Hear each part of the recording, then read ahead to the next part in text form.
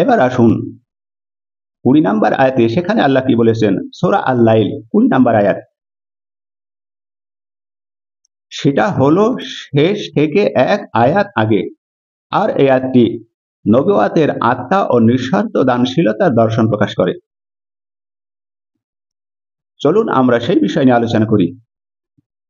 সেখানে আল্লাহ বলেছেন, কেবল মাত্র তার মহান প্রতিপালকের সন্তুষ্টি অর্জনের জন্য সে দান করে থাকে। তাহলে আল্লাহ এখানে দানকারীকে বলছেন যে, যে আল্লাহর সন্তুষ্টির জন্য করে, কেবল মাত্র তার মহান প্রতিপালকের সন্তুষ্টি অর্জনের জন্য সে দান করে থাকে, অন্য কোনো উদ্দেশ্য নয়, সম্মান পাওয়ার জন্য নয়, খ্যাতি অর্জন করার জন্য নয়। এই আরবি ডিকশনারি যদি দেখি, ইল্লা ব্যতীত, শুধু ছাড়া, ইবতিগা অনুসন্ধান চাওয়া, কামনা করা, উদ্দেশ্য হলো আকাঙ্ক্ষা। অজাহা এর অর্থ হলো মুখ, সত্তা, অভিমুখ, উপস্থিতি। অর্থাৎ এখানে আল্লাহর সন্তুষ্টি ও সত্তা অর্থে ব্যবহৃত। রব্বি অর্থ পালনকর্তা, স্রষ্টা, অর্থাৎ তার প্রতিপালক ব্যক্তিগত সম্পর্ক নির্দেশ করে। আলা অর্থাৎ সর্ব উচ্চ মহান স্রষ্টা, অর্থাৎ আল্লাহর পরম মহত্ব নির্দেশ করে। তাহলে এই আরবির মূল অর্থ হলো সে দান বা সৎকর্ম করে না কোনো পার্থিব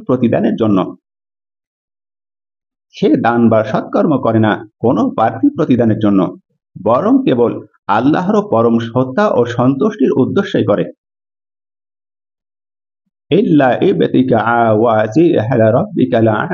কেবল মাত্র তার মহান প্রতিপালকের সন্তুষ্টি অর্জনের উদ্দেশ্য সে দান করে থাকে। প্রত্যক্ষ প্রাকৃত অর্থ নিয়ে যদি আমরা কথা বলি, এই আয়াতটি নিঃস্বার্থ ঈমানদারদের দানের প্রাকৃত উদ্দেশ্য প্রকাশ করেছে। এর আগের আয়াতে বলা হয়েছে যে সে কাউকে প্রতিদান হিসেবে নয়, কোনো উপকারের বিনিময়ে নয়, বরং কেবল আল্লাহর সন্তুষ্টির জন্য সে দান করেছে। সুতরাং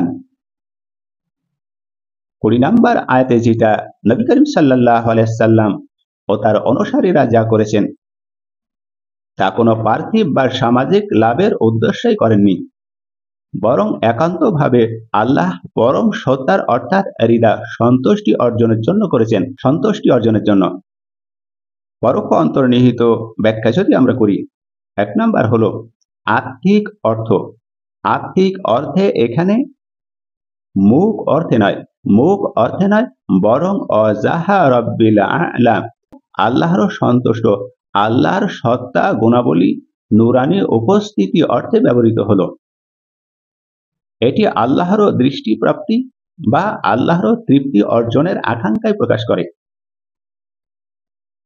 পরোক্ষ অন্তর্নিহিত ব্যাখ্যায় যদি যায়, 2 নাম্বার হলো নৈতিক শিক্ষা, যা মানবতার কল্যাণে কাজ করলেও যদি উদ্দেশ্য হয় প্রশংসা পাওয়া, তবে তা নৈতিক দান নয়।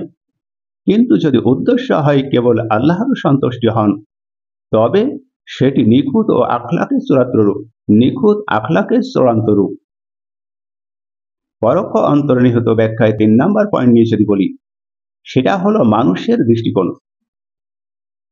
যে ব্যক্তি নিঃস্বার্থভাবে সৎকর্ম করে, তার আত্মা শান্ত থাকে, অপরের প্রতিদান প্রত্যাশা করে না, এটা আত্মার স্বাধীনতা। আব্বাস রাদিয়াল্লাহু তাআলা আনহু তাফসিরে ইবনে আব্বাসে সেখানে বলা হয়েছে যে এই আয়াতটি ওই ব্যক্তিকে উদ্দেশ্য করে নাজিল হয়েছিল যিনি আল্লাহর সন্তুষ্টি লাভের জন্য দান করেছিল, কোনো মানুষের প্রশংসার জন্য নয়। অর্থাৎ ওয়াজাহা রব্বিহিল আ'লা, আল্লাহর নিকট হওয়ার জন্য, তার সন্তুষ্টি অর্জন করার জন্য এবং আখিরাতে তার সাক্ষ্য লাভ করা। তাফসিরে ইবনে কাসির ও তাফসিরে ইবনে তাবিরের উদ্ধৃতি, ইবনে আব্বাস তাফসির থেকে উদ্ধৃতি। রাসূল সাল্লাল্লাহু আলাইহি ওয়াসাল্লামের হাদিস, তিনি বলেছেন যে ব্যক্তি কেবল আল্লাহর সন্তুষ্টির জন্য দান করে, আল্লাহ তাকে কিয়ামতের দিনে তার ছায়ার নিচে রাখবেন, তার ছায়ার নিচে, অর্থাৎ আরশের ছায়ার নিচে রাখবেন। সহিহ বুখারী। আরো একটি হাদিস যদি আমরা উপস্থাপন করি, সেখানেও বলা হয়েছে যে আল্লাহ তোমাদের আমলগুলো দেখেন না, আল্লাহ তোমাদের আমলগুলো দেখেন না, বরং তোমাদের অন্তরের উদ্দেশ্যটাই দেখেন। সহিহ মুসলিম। এখানে নিয়তের কথা বলা হয়েছে। ইবতিগা ওয়াজহিহি রাব্বি, এর মানে হলো আমলের নিঃস্বার্থতা, শুধু আল্লাহর সন্তুষ্টির জন্য কাজ করা। বিজ্ঞান ভিত্তিক ও যুক্তি ভিত্তিক লজিক নিয়ে যদি কথা বলি, 1 নম্বর হলো যে মনোবিজ্ঞানের দৃষ্টিতে বলা হয়েছে মানব মস্তিষ্কে একটি অংশ আছে, যে ব্যক্তি অপরের কল্যাণে নিঃস্বার্থভাবে কিছু করে তার মধ্যে অক্সিটনিন ও ডোপামিন হরমোন নিঃসৃত হয়, যা মানসিক প্রশান্তি ও আত্মতৃপ্তি নিয়ে আসে। আত্মতৃপ্তি।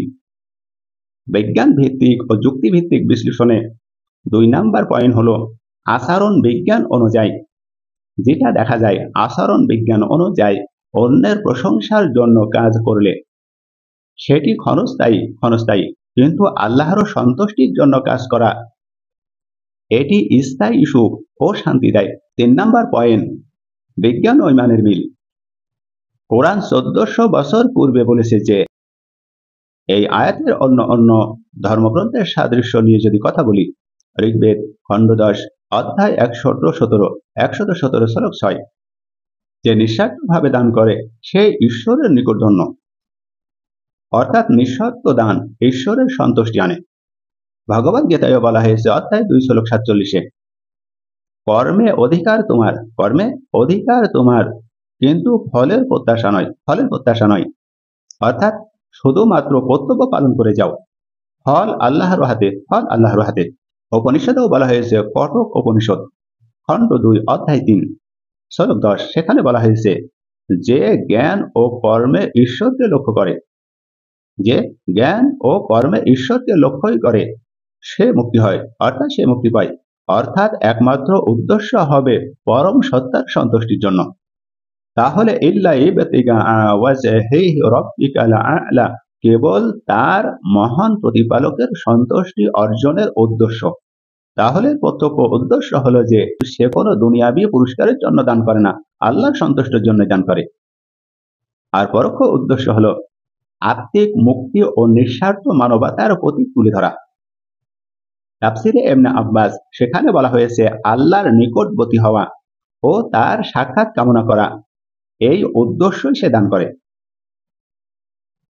নবী মুহাম্মদ সাল্লাল্লাহু আলাইহি সাল্লাম বলেছেন, নিঃস্বার্থ আমলই আল্লাহর কাছে গ্রহণযোগ্য, যার স্বার্থ দুনিয়ায় নেই, একমাত্র আল্লাহর সন্তুষ্টির উদ্দেশ্যে সে করে। বিজ্ঞান বলে নিঃস্বার্থ কর্ম মানসিক প্রশান্তি নিয়ে আসে ও আত্মতৃপ্তি নিয়ে আসে। বিভিন্ন ধর্মগ্রন্থের মিল, সকল ধর্মই নিঃস্বার্থ দানকে পরম ঈশ্বর প্রাপ্তির পথ বলে দিয়েছে। এই ছিল আল্লাহর সত্তা গুণাবলী ও নুরানি উপস্থিতি অর্থাৎ ব্যবহৃত। এটি আল্লাহর দৃষ্টিপ্রাপ্ত বা আল্লাহর তৃপ্তি অর্জনের আকাঙ্ক্ষা প্রকাশ করে। আল্লাহ পাক রব্বুল আলামিন এর প্রতি আমল করার তৌফিক দান করুন।